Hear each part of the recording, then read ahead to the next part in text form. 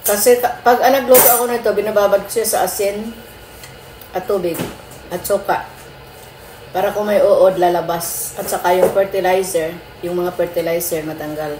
Kaya lagyan mo ng, ang tubig lagyan mo ng konting vinegar at asin. Pero hindi pa rin ako kontento. Pag kumakain ako, binubuting-ting kung ganyan. Kasi baka may palaka, may anak ng palaka sa gitna. Maliit na palaka ba?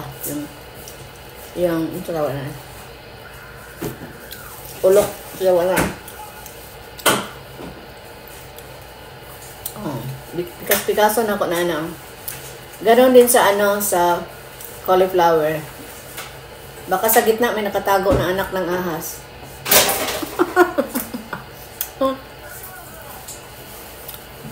Oh, diba? Buting-tingin. Buting-tingin.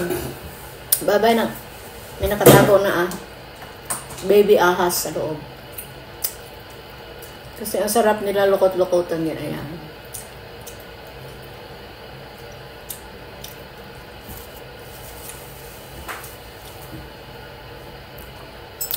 Tama na to, mamaya.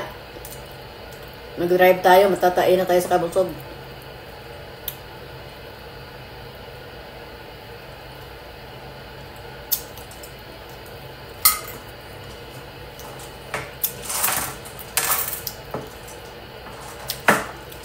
So, hindi ko naubos yung saging at yung kalahati ng salmon.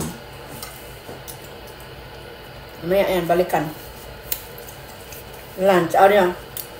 Ito kasi parang brunch eh. 11 o'clock na. So, parang siyang brunch. So, mamaya, balikan na yan mga alas 3, alas 2. Tatapusin ko ito. Salmon at saging. Para merienda.